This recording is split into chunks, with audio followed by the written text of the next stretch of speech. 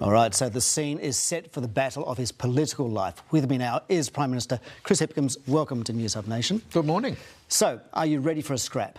Well, I wouldn't necessarily describe it as a scrap. I think it's going to be a good election campaign. I think it'll be a robust debate of ideas and values. That's what election campaigns should be about. But the polls still have you behind National, and this week it seems you're going negative to try and turn that around. To quote you, you didn't just rule Winston Peters out, you called him a force for instability and chaos. Well, I think that's a clear statement of values and a statement of who we will and won't work with. We've looked at all the other parties. Winston Peters' values and the ideas that he's putting before the electorate at this election are not compatible with ours. But it's more about the language, really. I mean, you also called National Act NZ First a coalition of fear.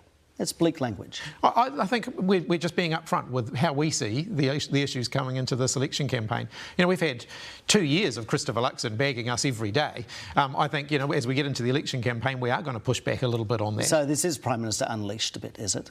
Well, it's an election campaign. It's going to be a contest of ideas. A lot of the nonsense the National Party have been putting before the electorate over the last couple of years hasn't been challenged. It's now going to be challenged because we're getting into an election campaign. Yeah, but when the Prime Minister starts invoking fear, isn't that a step too far? You're tapping into people's anxieties.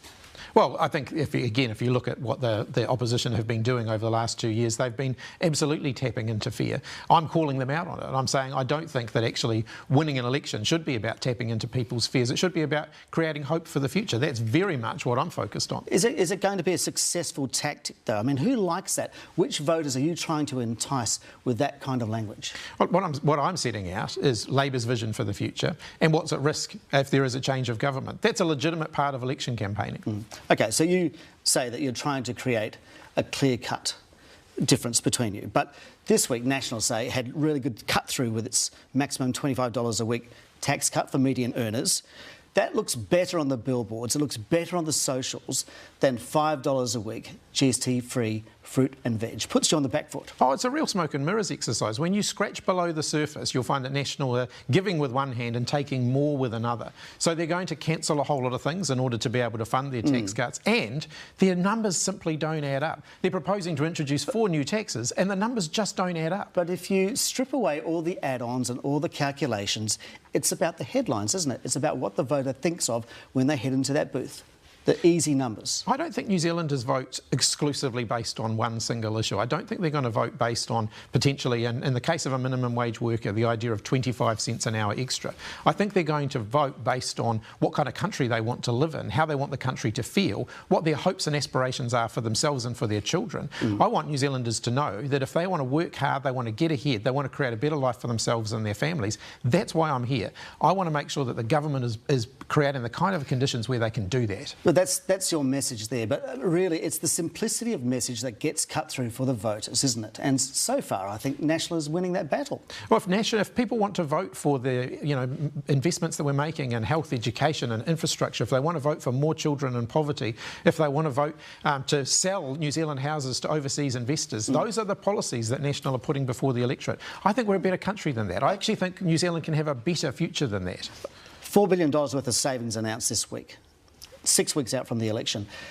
To me, that gives the impression that you're late to economic restraint. Absolutely not. We announced $4 billion worth of savings in the budget as well. And in the budget, we said that we were going to go through an exercise to identify more savings. But you knew about this shortfall in tax revenue back in May, June, didn't you? And we've been working on that since then. This is a savings exercise we kicked off in May with the May budget. We've been going through very carefully to make sure that we can balance the budget without cutting into frontline public services like health and like education. I'm confident that what we're putting out there is going to do that.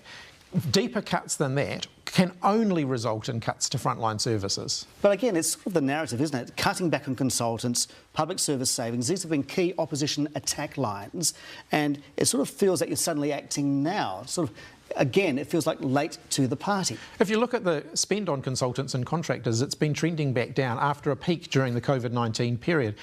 Consultants and contractor spend was going down in the first 2 years we were in government.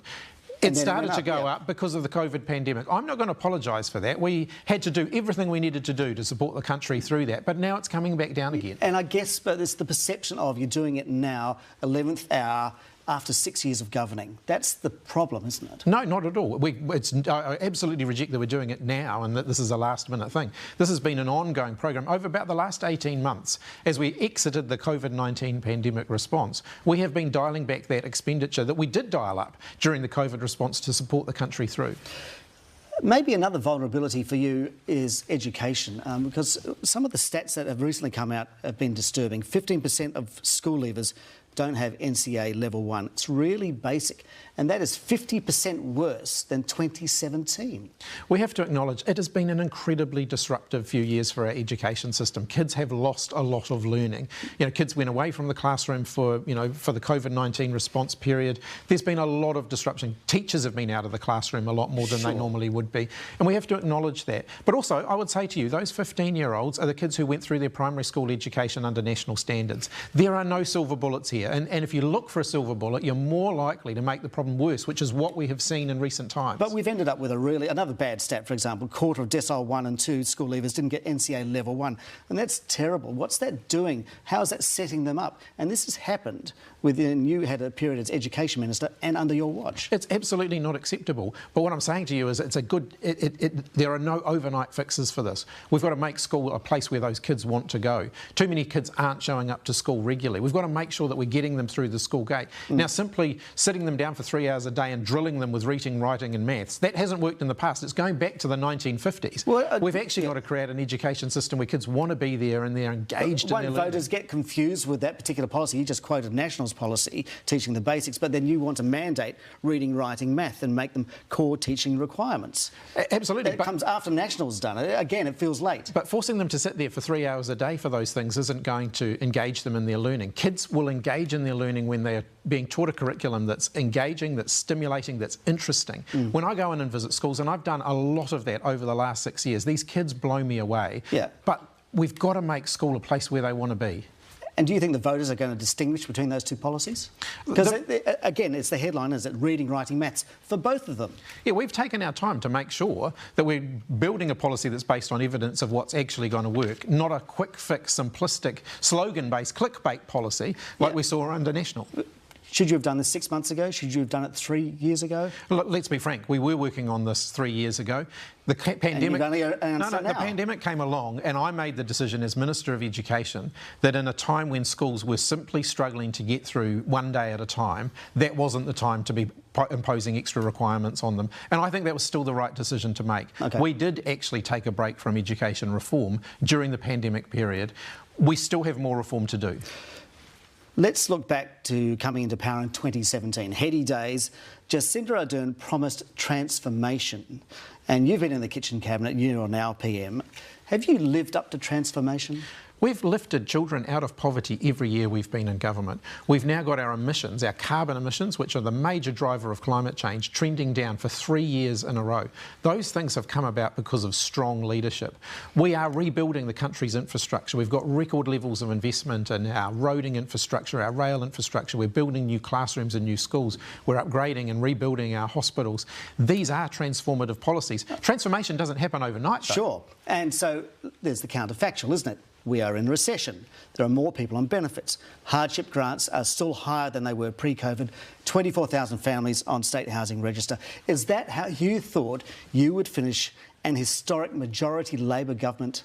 Well, I'm going to challenge you a little bit on that. In terms of the recession that we have at the moment, the cyclone was the major contributing factor there. Had we not had a cyclone, we would not have been in a technical recession in the first half of this year. You can state that categorically. Absolutely. You can look at the numbers, and all of the economists will tell you the same. The downturn in the primary sector caused by the cyclone was the determining factor as to whether or not we were just into a growth or just into recession. And the facts are we are in a recession. Yeah, but, well, we were in the first half of this year. The jury's still out. The current quarter numbers will determine whether or not that continues. The economy is not looking great for the rest of the year, and neither is the international economy. It's a challenging time economically, globally, around the world, and New Zealand's not immune from that. We're a trading nation. When a cold wind blows in from offshore, of course, it has an impact on New Zealand.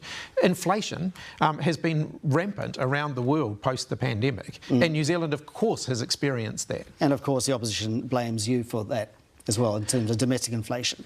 But look, let's move on from that. This has become a fight for the centre.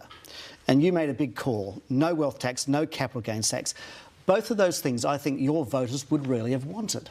Well, if you look at a wealth tax simply doesn't stack up. Ultimately, wealth is very mobile. If New Zealand was one of the only countries in the world to introduce a wealth tax, which we would have been, then the wealth would simply relocate to a place where they weren't paying a wealth tax. So I don't think that that's going to... And capital gains, a lot of other jurisdictions have capital gains taxes. The challenge with capital gains tax, let's be frank about it, is you have to have a capital gains tax in place for a long period of time before you start to make very much money off it. Well, why not put it in when you have a majority mandate? Because if there's not a majority support for it on a longer-term enduring basis, then actually it would lead to significant instability in the way the government's finances are run and in the tax system. If you'd had what I'd call the courage to go for a wealth tax, like Grant Robertson, like David Parker wanted, wouldn't you be offering voters that clear-cut choice? I don't think a wealth tax would be fair. I don't think it would realise the sorts of projected revenue, the sorts of income that some of the assumptions were based on. And fundamentally, I don't think it would actually take the country forward. I don't think it would generate the sort of economy that we need to grow jobs and to grow wages. And that's actually what we have to focus on. If we want New Zealand to get ahead, we need more jobs, we need better paid jobs, we need people to be earning more. But aren't you sort of alienating your base here, the progressive base of Labor Party? I mean, and you've also bonfired, so those couple of ideas, you've also bonfired some climate policies. I just wonder whether you're losing your way as a Labor leader. As I can tell you on the climate change policies, I've looked at the climate policies that aren't effective, that weren't going to reduce our carbon emissions, and we have redirected our investment into policies that will. So if you look at, the Cash for Clunkers scheme wasn't actually going to reduce our climate emissions in any tangible way. We've redirected that funding. That was going to cost $500 million. We've redirected that funding. And if you look at some of the giddy programs, like, for example, the New Zealand Steel deal, that's going to reduce 1% of our emissions every year.